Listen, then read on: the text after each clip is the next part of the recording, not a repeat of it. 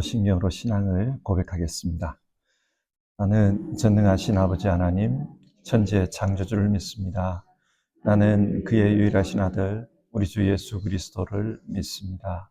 그는 성령으로 잉태되어 동정녀 마리아에게서 나시고 본디오 빌라도에게 고난을 받아 십자가에 못 박혀 죽으시고 장사된 지 사흘 만에 죽은 자 가운데서 다시 살아나셨으며 하늘에 오르시어 전능하신 아버지 하나님 우편에 앉아 계시다가 거기로부터 살아있는 자와 죽은 자를 심판하러 오십니다.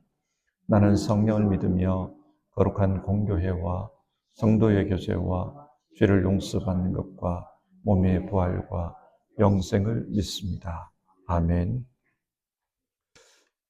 찬송가 486장입니다. 486장. 옛날 찬송가는 474장입니다. 1절, 2절 부르고 같이 기도하겠습니다.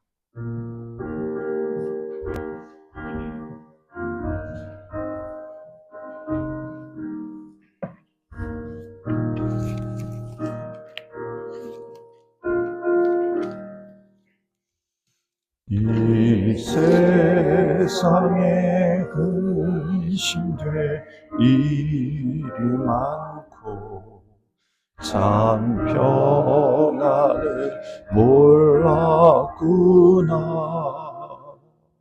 내 주 예수 날 오라 부르시니 곧 평안이 쉬리로다. 주 예수의 구원의 은혜로다.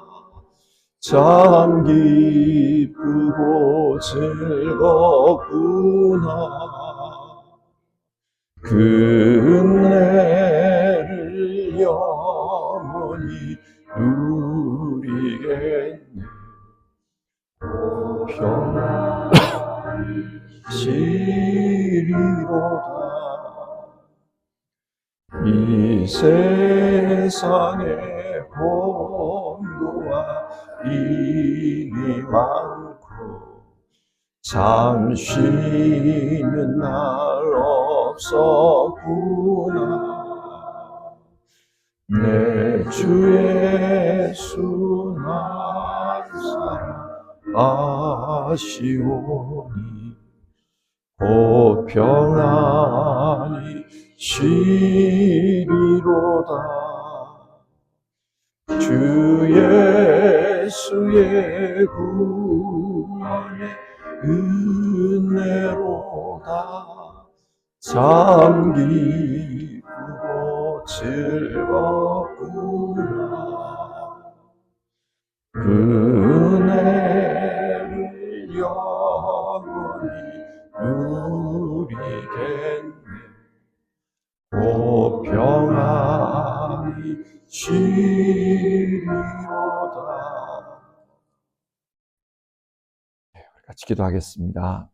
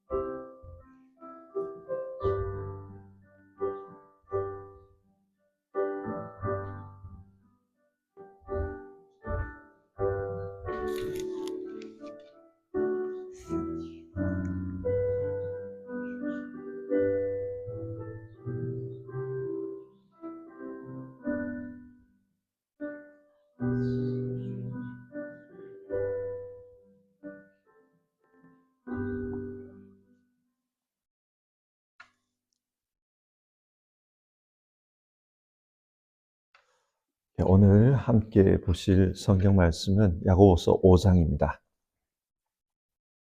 야고보서 5장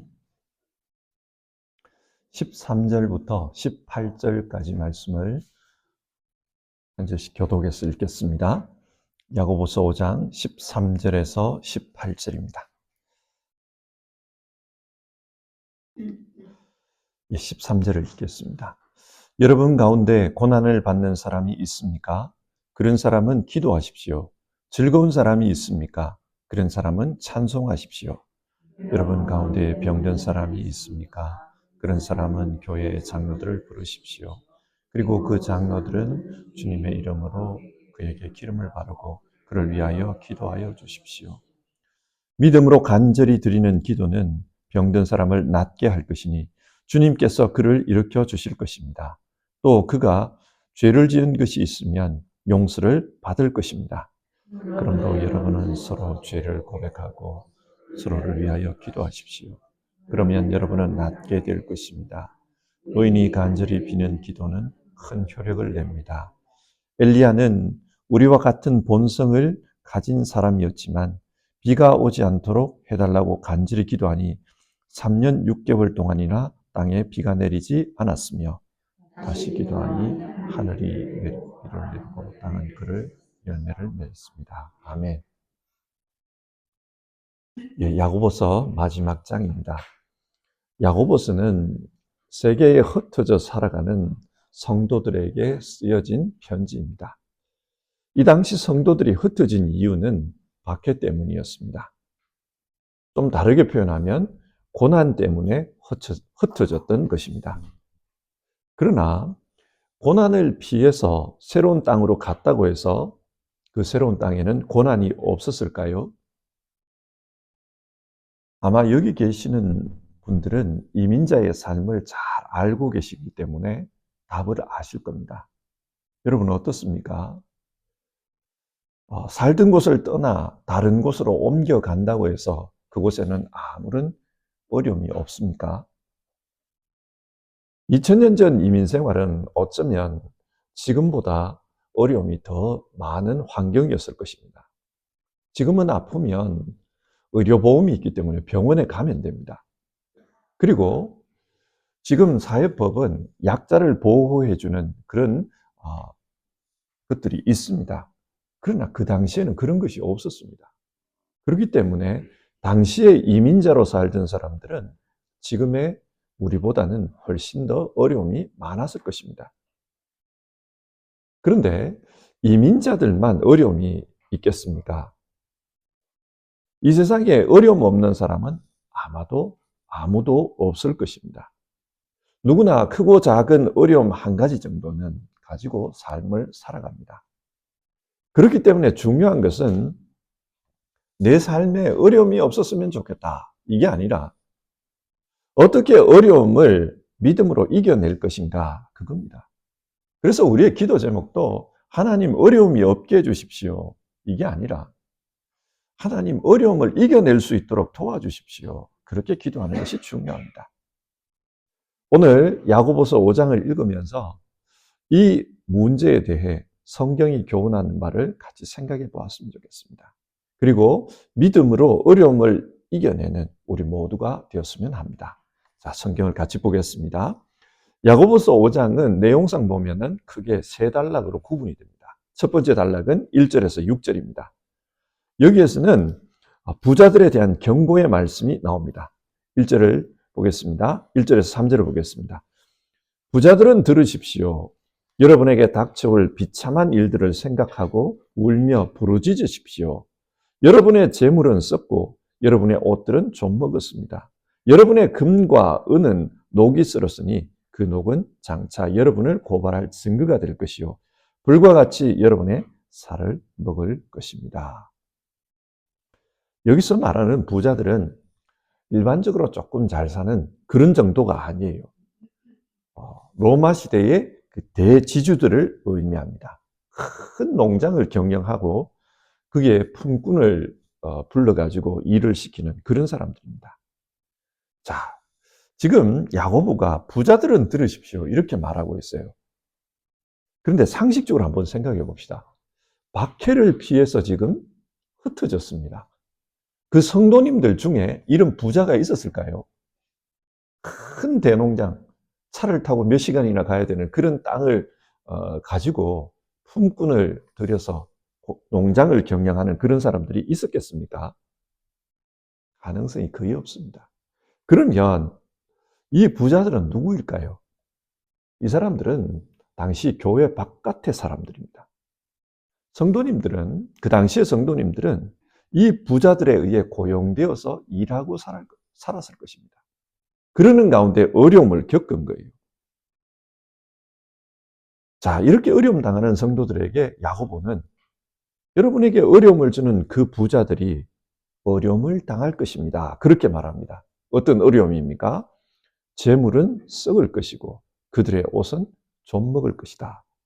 지금 누리고 있는 이 모든 것이 아무 쓸모없는 것이 될 것이다. 그 말이겠죠. 그리고 금과 은은 녹이 쓸 것이라고 합니다.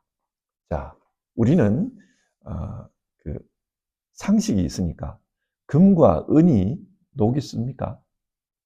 그러면 여기서 금과 은이 녹이 쓸 것이다. 이게 무슨 의미일까요? 지금 그들이 쌓아둔 재물이 아무 쓸모가 없게 될 것이다. 그 말입니다.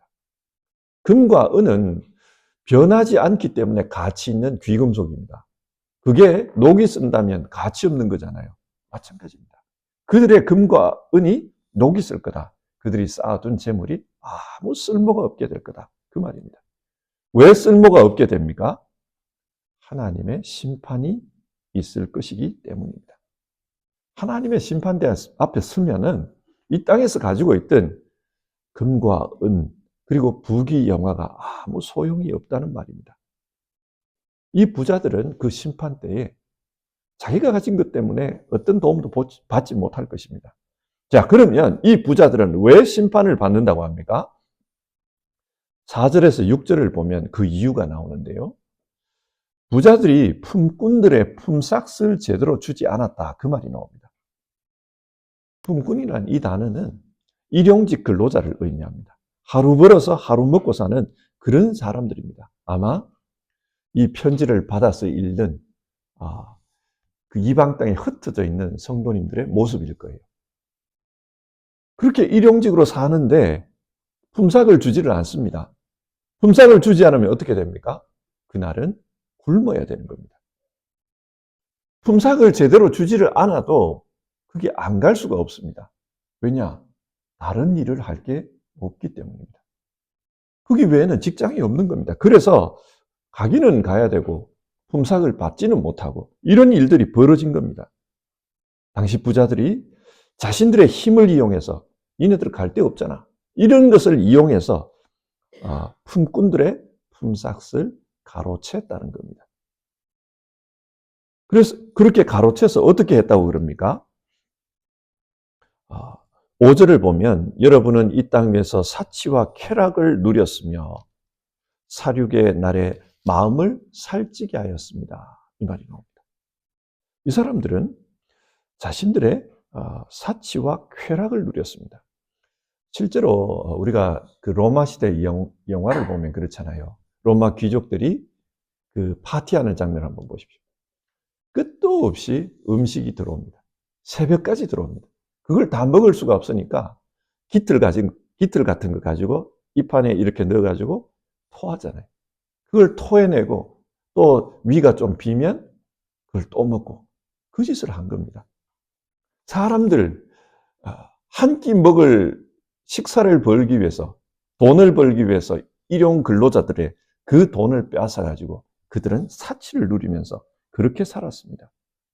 하나님 이런 사람들을 벌한다는 겁니다.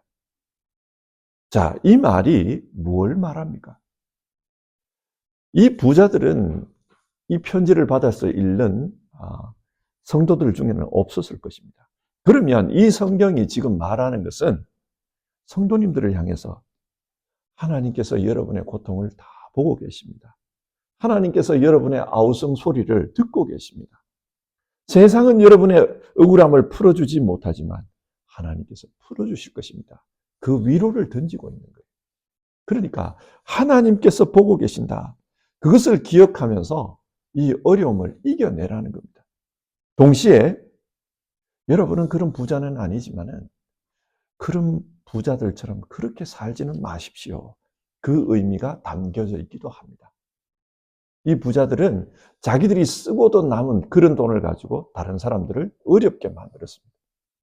그처럼 교회 성도님들이 다 비슷비슷하게 어렵지만은 여러분들이 욕심 부리지 말고 사십시오. 그것을 권면하고 있는 겁니다. 왜 그런가? 하나님께서 보고 계십니다. 그 이야기입니다. 자, 두 번째로 7절에서 12절을 보면은 인내하라는 말씀이 나옵니다. 어려움을 당할 때 어떻게 해야 되는가?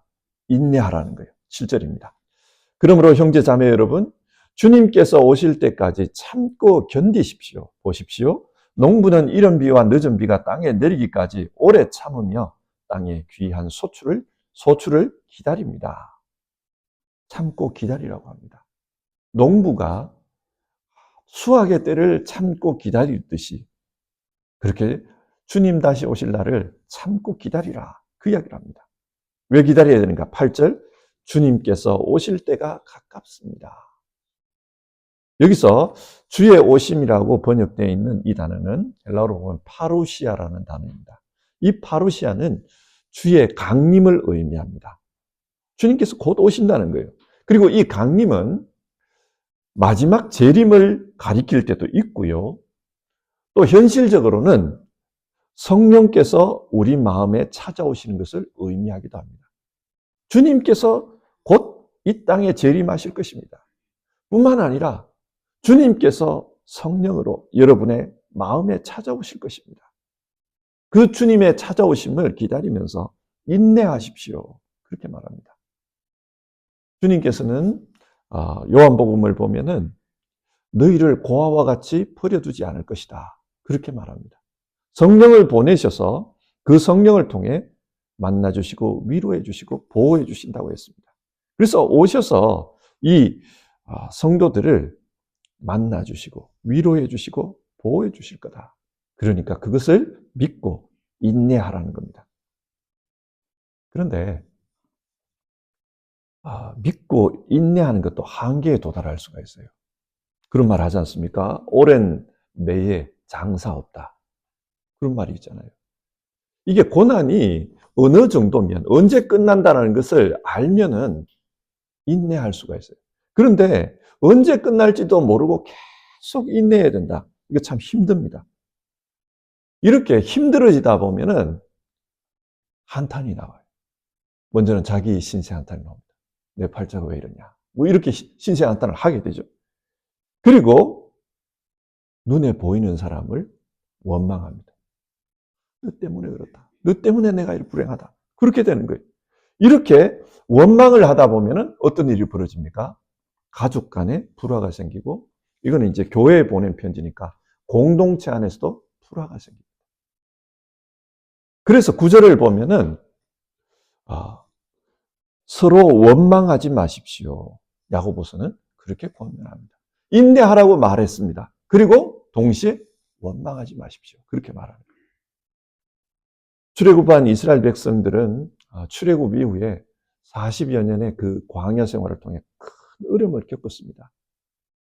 제대로 먹지도 못했고 또 잠도 편안하게 자지를 못했습니다. 여러분, 물이 없는데 거기서 씻기를 했겠습니까? 어떻게 살았을까요? 우리가 한번 상상을 해보면 저녁에는 굉장히 춥다 그러거든요. 유대 광야는 그 돌밭이기 때문에. 낮에는 굉장히 뜨겁다 그러거든요. 그러면 옷을 어떤 걸 입었겠어요? 얇은 옷을 입었겠습니까? 두꺼운 옷을 입었겠습니까? 아마 짐승 같은 그런 옷을 가지고 다니면서 더우면 벗었을 것이고 추우면 입었을 것이고. 어떻게 보면은 굉장히 원시적으로 산 거예요. 그게 40년입니다. 그러니까 이들이 원망을 합니다. 너무 힘드니까 원망을 해요. 성경을 보면은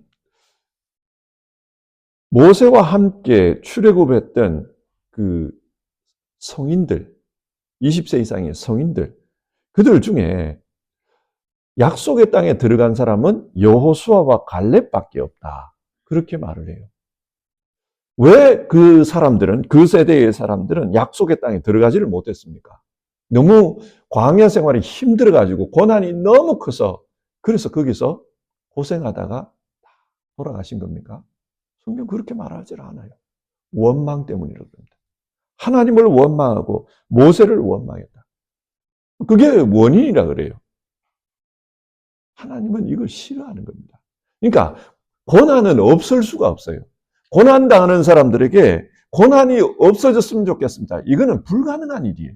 고난은 이런 형태든 저런 형태든 계속 우리를 찾아올 것입니다. 그러면 우리는 어떻게 살아야 되는가? 이 어려움을 당하면서 원망하고 불평하며 그렇게 살지 말라는 거예요. 인내하며 산다. 불평하지 말라는 거예요. 왜 불평하지 말라고 하는가? 불평하면 내 자신이 일단은 무너지고요. 가족이 무너지고요. 그리고 가치 있는 공동체가 다 무너집니다. 그래서 하나님은 불평하지 말라고 해요. 이스라엘의 광야 생활을 통해서 이걸 우리에게 가르칩니다. 대신에 무엇을 말하는가? 11절을 보면 욥과 같이 참고 견디라. 그 말을 합니다. 이 욥이라는 분이 끝없는 그 어려움을 겪었지 않습니까? 그 욥과 같이 참고 견디라. 그 이야기를 해요. 그리고 12절을 보면은 맹세하지 말라. 이 말이 나옵니다. 여러분, 맹세가 뭡니까? 자기의 의지를 다지는 겁니다. 그리고, 우리 교회 다니는 사람들에게는 서원 기도 같은 거. 그게 맹세입니다. 하나님 이렇게 해주시면 내가 이걸 바치겠습니다. 이렇게 하겠습니다. 그게 맹세죠. 근데 그렇게 하지 말라는 거예요. 왜 그런가? 고난 앞에 장사 없다는 걸 하나님이 잘 알아요. 그렇기 때문에 내 의지를 다지고 내가 이렇게 해서 이거 이겨내겠습니다. 그렇게 맹세한다고 해서 이 어려움을 이길 수 있는 게 아니라는 겁니다. 입다라는 사람이 그렇지 않습니까? 하나님 문제를 해결해 주시면 우리 가족 중에서 제일 먼저 나오는 사람을 하나님께 바치겠습니다. 근데 그걸로 인해서 그 사람이 평생을 불행하게 살아가는 걸 보지 않습니까? 맹세하지도 말라는 거예요. 서번기도 하지 말라는 말이에요. 그저 욥처럼 인내하고 견디라. 이 이야기를 합니다. 자, 근데 이게 쉽지 않잖아요. 쉽지 않습니다. 그래서 결론적으로 하는 말이 나옵니다. 그게 13절부터 18절까지의 말입니다. 기도하라는 거예요. 어려움이 있을 때 기도하라는 거예요. 13절, 여러분 가운데 고난을 받는 사람이 있습니까? 그런 사람은 기도하십시오. 즐거운 사람이 있습니까? 그런 사람은 찬송하십시오. 찬송을 흔히들 곡조가 붙은 기도라고 말하지 않습니까? 그러니까 기도하라는 말입니다. 고난 당할 때, 정말 억울함을 당할 때, 그때 기도하라. 그 이야기를 합니다. 여러분, 기도가 뭡니까? 기도는 하나님과의 대화입니다. 어떤 대화입니까? 예수님은 너희는 기도할 때 하늘에 계신 너희 아버지께 아뢰라 그렇게 했어요. 그러니까 이 대화는 아버지와 우리 사이의 대화입니다. 부모님과 자녀 사이의 대화입니다. 그렇게 대화하라는 거예요. 어떤 사람들은 기도를 가르치면서 간절히 기도해야 된다. 맞는 말이죠. 기도는 간절히 해야 됩니다. 그런데 그렇게 간절하게 기도하는 게 어떤 거냐? 금식 기도해라. 철야 기도해라. 내가 얼마나 지금 절박한지 하나님께 정성을 보여라. 그렇게 이야기를 합니다. 일정 부분은 맞아요. 그러나 여러분, 이렇게 말해버리면 사람들이 기도하는 것 자체를 힘들어합니다. 100일 기도하라. 뭐 40일 금식하라. 이게 도무지 기도할 그 엄두가 나질 않습니다. 사람들이 이렇게 기도하라는 것은 한마디로 말하면 치성이면 감천이다. 그 말이겠죠. 정말 정성을 다하면 하늘도 감동해서 들어줄 것이다. 그런 생각이 바닥에 깔려 있는 겁니다. 그런데 한번 생각해 보십시오. 하나님이 우리의 부모님이라고 했습니다. 어느 부모가 자식이 단식 투쟁하면은 그 자식이 원하는 걸 들어주고 밥 잘 먹으면서 건강하게 그래 살아가면은 그 소원을 안 들어주고 그러는 부모가 어디에 있습니까? 고생한다고 기도 들어주는 게 아닙니다. 중요한 것은 정말 마음입니다. 부모님에게 진심을 담아서 마음을 드리는 그 기도가 중요한 겁니다. 그러면 하나님께서 가장 적절할 때에 가장 적절한 방법으로 응답해 주실 겁니다. 만약 하나님 보실 때 그 기도가 들어줘서는 안 될 기도라면 하나님은 우리의 마음을 바꿔주십니다. 예수님의 기도를 보십시오. 아버지, 할 수만 있거든 이 잔을 내게서 옮겨주십시오. 십자가 안 지게 해달라고 그랬죠. 그러나 하나님 입장에서는 들어줄 수 없는 기도입니다. 그러자 기도 제목이 바뀌어요. 내 원대로 마시고 아버지의 원대로 하십시오. 우리의 마음을 바꿔주십니다. 우리의 기도는 이래야 합니다. 자, 그리고 14절 이하를 보면은 좀 더 구체적으로 기도에 대해서 가르칩니다. 병든 사람이 있거든 교회의 장로를 불러서 기도하라고 합니다. 교회 장로를 불러서 기도하라. 여기서 말하는 장로는 교회 지도자들입니다. 그러니까 지도자를 불러서 함께 기도하라는 거죠. 그리고 기도할 때 그 장로들은 주님의 이름으로 그에게 기름을 바르고 그를 위하여 기도하여 주십시오. 여기서 기름을 바른다는 말이 나옵니다. 이 기름이 뭘 의미할까요? 그 당시에 치료제입니다. 그 당시에는 뭐 약이 별로 없잖아요. 그러니까 기름을 발라주라. 치료라는 말입니다. 그러니까 우리가 기도할 때 어떤 분들은 하나님 앞에 절대로 하나님만 믿습니다. 이걸 보이기 위해서 병원 가지 말라. 그렇게 말씀하시는 분들도 있어요. 치료는 받지 말고 온전히 기도만 함으로써 하나님 치료해 주십시오. 그렇게 하라는 분들도 있습니다. 그러나 성경은 그렇게 말하지 않습니다. 치료를 받으면서 그렇게 기도하라. 그렇게 이야기를 해요. 왜냐하면 하나님은 강권적으로 치료하시기도 하지만 동시에 세상의 의술을 통해서도 치료하실 수 있습니다. 그러니까 하나님의 치료 방법이다. 그렇게 생각하고 그렇게 기도하라는 거예요. 또 16절을 보면 서로 죄를 고백하면서 기도하라. 그 말도 나옵니다. 이게 무슨 말이냐면은 혹시 이분에게 일어난 어려움이 하나님 앞에 잘못해서 하나님으로부터 벌을 받는 것일 수 있다는 거예요. 그래서 어려움을 당하거든 한번 돌아보라는 겁니다. 내가 하나님 앞에 잘못한 게 없나? 그래서 하나님으로부터 벌 받은 것은 아닌가? 한번 돌아보라는 거예요. 만약에 그런 문제가 있거든 회개하라는 것입니다. 그리고 하나님 앞에 회개하고 삶을 돌아서라. 그 이야기를 합니다. 이렇게 성경은 기도에 대해서 권면하면서 기도의 모델로서 엘리야를 말합니다. 엘리야는 우리와 똑같은 본성을 가진 사람이다. 똑같은 사람이라는 말이죠. 그런데 그런 엘리야도 하나님의 말씀을 듣고 이 땅에 비가 오지 않게 해주십시오. 그렇게 하니까 3년 반 동안이나 비가 내리지 않았다. 그러나 또다시 하나님 이 땅에 비를 내려주십시오. 그렇게 기도하니까 그 땅에 비가 내렸다는 겁니다. 하나님께서 들어주셨다는 거죠. 특별한 능력이 있어서 그 기도가 응답됐다는 말이 아닙니다. 야고보가 말하는 것은 특별한 능력이 있어서 기도에 응답이 일어난 것이 아니라 하나님께 기도하면 우리의 기도도 그렇게 응답이 될 것이다. 엘리야가 대단하다라고 말들 하는데 그런데 우리와 똑같다. 우리도 믿음으로 기도하면 하나님께서 그렇게 응답해 주실 것이다. 그 이야기를 합니다. 자, 야고보서 5장의 내용을 한번 정리해 봅시다. 우리 삶에 고난이 없으면 얼마나 좋겠습니까? 하지만 현실에는 크고 작은 고난, 이러저러한 고난들이 언제나 있습니다. 그래서 오늘 성경은 고난당할 때 성도는 어떻게 해야 하는가?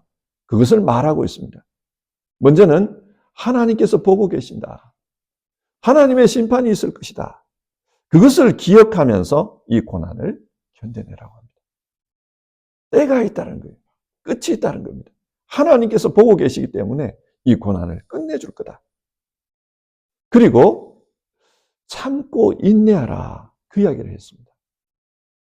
인내하면서 너무 끝없는 고난을 견디다 보면은 남을 원망할 수 있는데 원망하지 말라. 또 이 고난을 내가 이런 방식으로 이겨내겠습니다. 맹세하지도 말라. 대신에 어떻게 하라고 했습니까? 기도하라고 했습니다. 기도하면 하나님께서 이 고난을 이기게 하실 거다. 혹 우리에게 이길 수 있는 힘을 주실 거다. 그렇게 이야기합니다. 이 말씀을 오늘 우리에게 적용해 봅시다. 우리 성도님들도 어려움 속에서 어려움을 만날 때 늘 기도하면서 살아가시는 분인 줄 압니다. 간절히 기도하신 것 잘 압니다. 새벽 시간에 먼 길을 달려오셔서 기도하시는 분들도 있고, 별일이 없어도, 아무 일 없어도 늘 하나님 앞에 기도하면서 살아가신 것 잘 압니다. 기도는 우리 믿는 사람들이 이 땅에서 살아가는 방식입니다. 이 편지를 쓴 야고보의 별명이 있습니다. 이 야고보의 별명이 뭐냐면 낙타무릎입니다. 낙타무릎이 어떻습니까? 우리도 손을 많이 쓰다 보면 이 손마디가 굵어지잖아요. 그처럼 무릎이 굉장히 이렇게 무릎뼈가 굵었다는 거예요. 그리고 전승에 따르면은, 기독교 전승이죠. 이 전승에 따르면은 야고보가 살았던 집에 늘 야고보가 기도하던 방이 있었는데 그 방에 바닥이 움푹하게 이렇게 패여 있다는 거예요. 우리 관광지에 가보면 바닥이 돌바닥인데 그 사람들이 많이 드나들다 보면은 이렇게 밟고 들어가는 그 부위에 가보면 약간 이렇게 파여 있잖아요. 그것처럼 야고보의 집도 그러했다는 겁니다. 늘 무릎을 꿇고 기도를 했기 때문에 그곳이 패여 있었다. 야고보라는 이분은 기도의 사람이었습니다. 자신이 그렇게 기도하면서 살았기 때문에 사람들에게 말하는 겁니다. 여러분, 나도 어려움이 많은 사람입니다. 그런데 나는 기도하면서 이기고 있습니다. 흩어져 살아가시는 여러분들도 굉장히 많은 어려움을 겪을 것입니다. 여러분들도 나처럼 기도하십시오. 기도함으로 하나님이 도와주시는 그런 능력을 경험하십시오. 하나님께서 여러분의 마음에 힘을 주실 겁니다. 그 어려움을 물리쳐 주시든지, 혹 그게 아니면은 그 어려움을 견뎌낼 수 있는 힘을 주실 겁니다. 하나님 앞에 기도하십시오. 이것이 야고보의 가르침입니다. 우리는 이 부분을 잘 압니다. 어려움 당하면 기도해야 된다는 걸 잘 압니다. 근데 문제는 실천이에요. 실제로 기도하는 게 중요합니다. 기도해야 된다는 건 알지만 기도하지 않는 것이 문제인 겁니다. 자신은 기도하지 않으면서 남에게 기도해 주십시오. 그런 분들도 간혹 있어요. 아닙니다. 기도는 남이 해줄 수 있는 게 아니고 자신이 해야 되는 겁니다. 자신은 기도하지 않는데 남이 기도해 준다고 해서 그 기도가 응답될 수는 없는 겁니다. 자신이 기도해야 합니다. 하나님과 대화하면서 정말 내 마음이, 하나님의 마음이, 내 마음이 하나님께, 하나님 마음이 내게 그렇게 전이되는 것이 중요합니다. 야고보서는 전체적으로 보면은 행함이 있는 믿음을 강조합니다. 믿음은 행함을 통해서 드러나야 된다는 말이죠. 오늘 성경은 믿음이 뭔가, 어려움 당하는 성도들에게 믿음이 뭔가, 그 믿음은 기도라는 겁니다. 기도로 드러나야 된다. 그래서 기도하면 하나님의 마음을 알게 되고 하나님의 마음을 알아가다 보면 우리의 모습이 하나님을 닮아간다는 겁니다. 그래서 기도하는 사람의 모습은 점점 변화되어 하나님을 닮아갑니다. 여러분, 이게 믿음 아니겠습니까? 믿음으로 산다라는 것이 바로 이런 것 아니겠습니까? 그래서 야고보는 기도하라. 기도함으로써 우리의 믿음이 세상에 드러나게 하라. 그것을 말합니다. 오늘 이 말씀을 우리가 기억하고 기도하는 삶을 살았으면 합니다. 364장을 부르겠습니다. 364장입니다.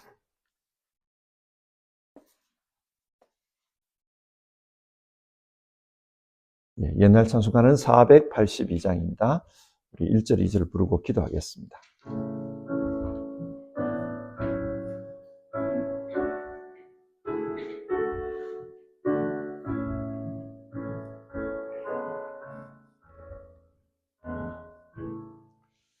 내 기도하는 그 시간 그때가 가장 즐겁다.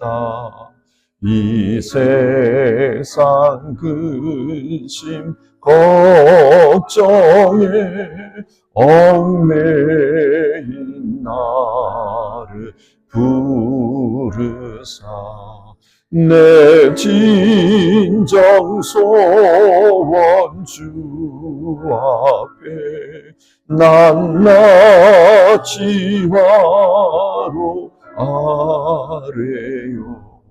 큰 불행 당해 슬플 때 나 위로받게 하시네. 내 기도하는 그 시간 내게는 가장 귀하다. 저 광야 같은 세상을 끝없이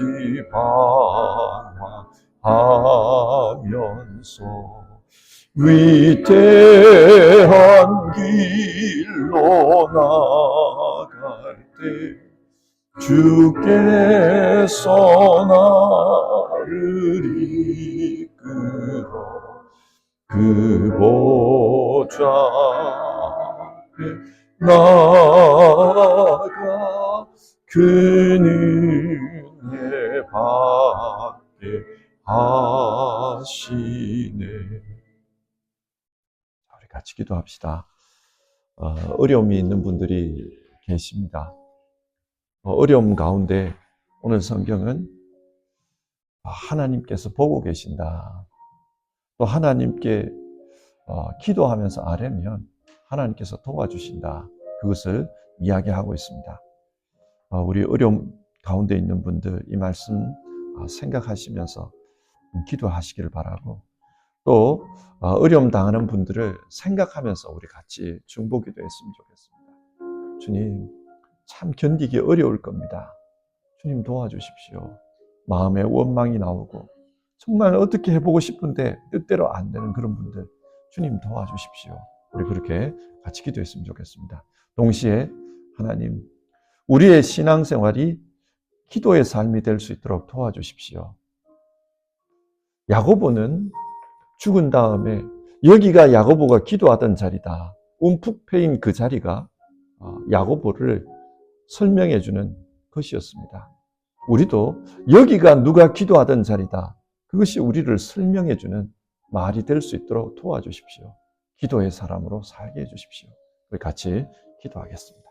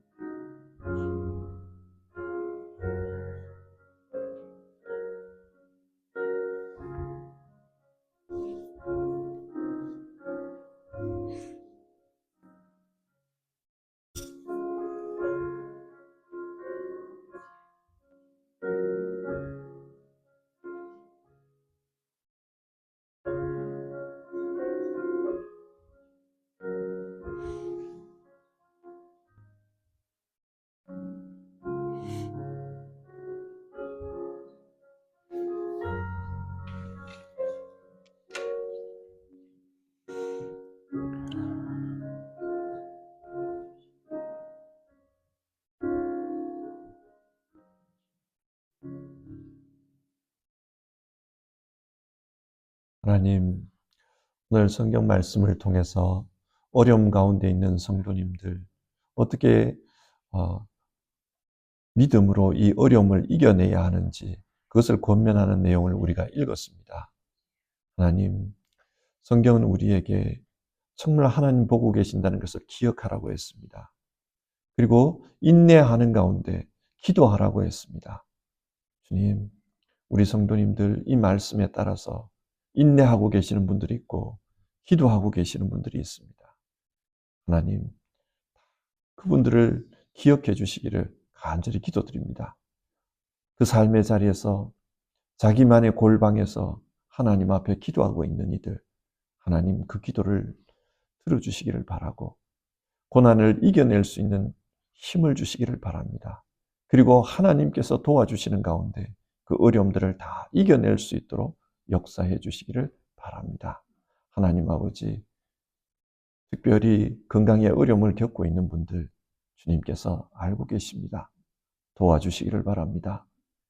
하나님 아버지, 생활에 어려움을 겪고 계시는 분들이 있습니다. 마음이 상한 분들, 영적으로 힘든 분들 주님께서 기억해 주시기를 바라고 주님의 손을 붙들고자 하는 그때에 하나님의 은혜가 그 마음들에게 임할 수 있도록 도와주시옵소서. 그래서 하나님 기도할 수 있게 하시고 기도하는 가운데 다시 일어설 수 있게 하시고 기도하는 가운데 모든 어려움들을 극복해낼 수 있도록 도와주시옵소서. 설령 하나님, 우리가 기도하는 기도의 제목 가운데 어떤 사건이 일어나지 않는다 할지라도 하나님, 기도하는 가운데 하나님께서 우리의 마음들을 붙잡아 주심으로 말미암아 우리의 생각이 주님의 생각에게로 다가갈 수 있게 도와주시옵소서. 그래서 우리의 삶이 주님을 닮은 삶으로 점점 가까워져가는 그런 역사가 기도하는 가운데 나타나게 하여 주옵소서. 오늘도 기도하는 사람들, 또 기도하며 살겠다고 마음으로 다짐하는 분들, 그 모든 기도의 자리 가운데 하나님의 역사가 나타나게 하여 주시옵소서. 우리 주님 예수님의 이름으로 기도드립니다. 아멘. 주기도문 하겠습니다. 하늘에 계신 우리 아버지, 아버지의 이름을 거룩하게 하시며 아버지의 나라가 오게 하시며 아버지의 뜻이 하늘에서와 같이 땅에서도 이루어지게 하소서. 오늘 우리에게 일용할 양식을 주시고 우리가 우리에게 잘못한 사람을 용서하여 준 것 같이 우리 죄를 용서하여 주시고 우리를 시험에 빠지지 않게 하시고 악에서 구하소서. 나라와 권능과 영광이 영원히 아버지의 것입니다. 아멘.